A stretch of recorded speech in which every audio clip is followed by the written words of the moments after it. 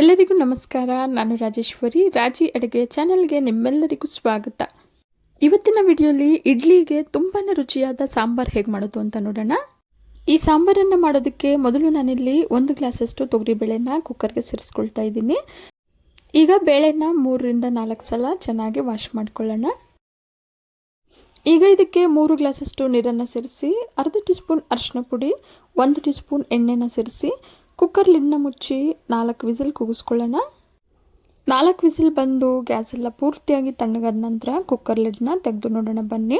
ನೋಡಿ, ಬೇಳೆ ಎಲ್ಲ ತುಂಬ ಚೆನ್ನಾಗಿ ಬೆಂದಿದೆ. ಈಗ ಬೇಳೆನ ಪೂರ್ತಿಯಾಗಿ ಸ್ಮ್ಯಾಶ್ ಮಾಡ್ಕೊಳ್ಳೋಣ.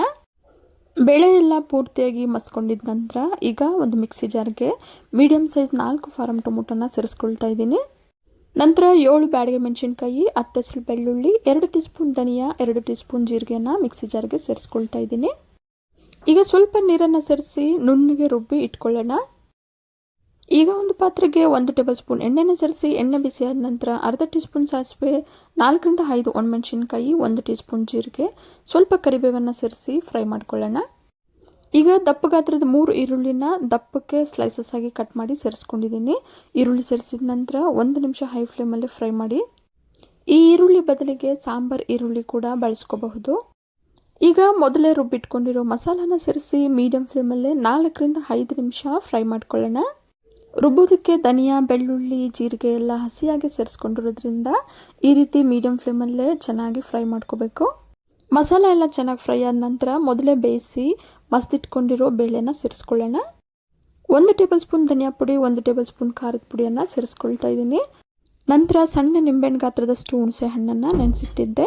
ಈಗ ನೆಂದಿರೋ ಹುಣಸೆ ರಸನ ಸೇರಿಸ್ಕೊಂಡಿದ್ದೀನಿ. ರುಚಿಗೆ ತಕ್ಕಷ್ಟು ಉಪ್ಪನ್ನು ಸೇರಿಸಿ 1 ಕಪ್ಪಷ್ಟು ನೀರನ್ನು ಸೇರಿಸಿ ಚೆನ್ನಾಗಿ ಮಿಕ್ಸ್ ಮಾಡ್ಕೊಳ್ಳೋಣ.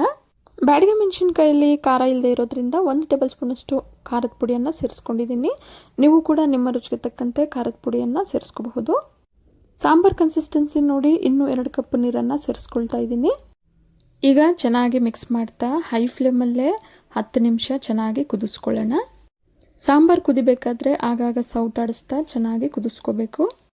ಈಗ ಗ್ಯಾಸ್ ಫ್ಲೇಮನ್ನು ಆಫ್ ಮಾಡಿ ಸಣ್ಣಕ್ಕೆ ಹೆಚ್ಚಿರೋ 1 ಕೈ ಹಿಡಿಯಷ್ಟು ಕೊತ್ತಂಬರಿಯನ್ನು ಸೇರಿಸ್ಕೊಳ್ತಾ ಇದ್ದೀನಿ. ಇವತ್ತು ನಾನು 10 ರಿಂದ 15 ಜನಕ್ಕಾಗುವಷ್ಟು ಸಾಂಬಾರನ್ನು ಮಾಡಿದ್ದೀನಿ.